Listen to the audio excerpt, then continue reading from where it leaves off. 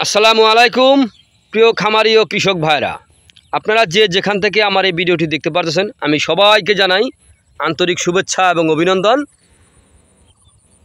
এই যে আমার সামনে যে ঘাসটা আপনারা দেখতে পারতেছেন, এই ঘাসটার নাম হচ্ছে ইন্দোনেশিয়ান স্মার্ট নেপিয়ার ঘাস। গরু ছাগলের প্রিয় ঘাস, পাতাযুক্ত নরম রসালো স্বাদযুক্ত ঘাস। ইন্দোনেশিয়ান স্মার্ট নেপিয়ার ঘাস। ইন্দোনেশিয়ান স্মার্ট নেপিয়ার ঘাস বর্তমান বাজারে বাংলাদেশের সেরা ঘাস। ইন্দোনেশিয়ান স্মার্ট নেপিয়ার ঘাসে পাতা অনেক বেশি। এই ঘাসে 22 থেকে 25% প্রোটিন রয়েছে, ভিটামিন রয়েছে 30%। এ কারণে এই ঘাস খাওয়ালে দুগ্ধজাতীয় গাভীর দুধ বৃদ্ধি হয়ে থাকে অথবা ষাঁড় গরুর মাংস বৃদ্ধি হয়ে থাকে। এই ঘাসটা মোটামুটি পানি সহনশীল ঘাস। আপনি যে কোনো জমিতে এই ঘাসটা রোপণ করতে পারেন অথবা যে কোনো মাটিতে এই ঘাসটা আপনি রোপণ করতে পারেন। পাতাযুক্ত নরম রসালো স্বাদযুক্ত ঘাস। এই দেখেন প্রচুর পরিমাণে পাতা, এই দেখতে পাচ্ছেন পাতা আর পাতা, পাতাযুক্ত ঘাস। ঘাসের তুলনা হয় না।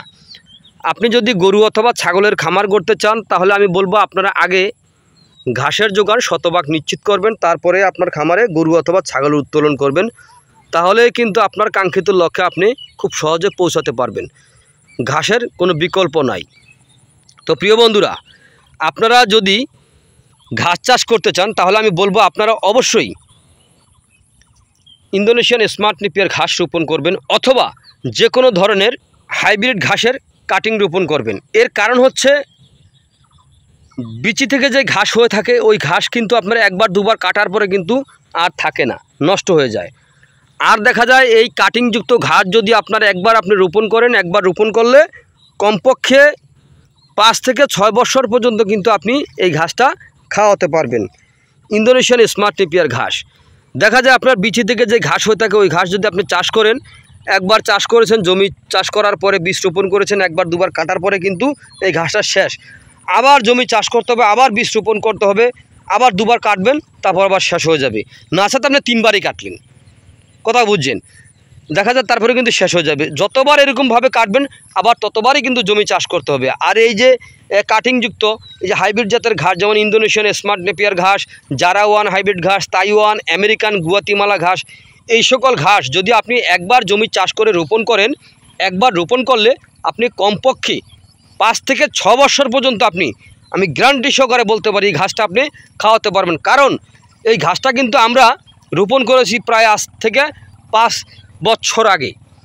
এখনও কিন্তু আমাদের ঘাস যেরকম ঘাস ঠিক সেরকমই রয়েছে, অনেক সুন্দর ফলন।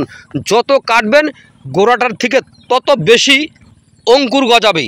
ঘাস যত কাটবেন ঠিক ততই বেশি হবে, ঘাসের তুলনা হয় না। আপনি যত কিছুই গবাদি পশুকে খাওয়ান না কেন, কাঁচা ঘাস কিন্তু আপনার খাওয়াতেই হবে।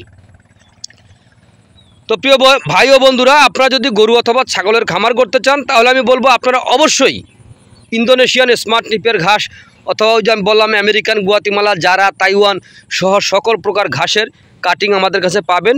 চাইলে আমার স্ক্রিনে দেওয়া নাম্বারে যোগাযোগ করতে পারেন। এই নাম্বারে ইমো আছে, হোয়াটসঅ্যাপ আছে, চাইলে যোগাযোগ করে সরাসরি দেখেও এই ঘাসের কাটিং সংগ্রহ করতে পারেন। তো প্রিয় বন্ধুরা, যদি আপনাদের কাছে আমার এই ভিডিওটি ভালো লেগে থাকে তাহলে আমার চ্যানেলটিকে সাবস্ক্রাইব করবেন, বেশি বেশি করে শেয়ার করবেন, বেল আইকনটি বাজিয়ে রাখবেন যাতে নতুন আপডেট ভিডিও দেওয়ার সঙ্গে সঙ্গে যেন আপনারা দেখতে পারেন। তো সকলে ভালো থাকবেন, সুস্থ থাকবেন। আসসালামু আলাইকুম ওয়া রাহমাতুল্লাহি ওয়া বারাকাতুহু।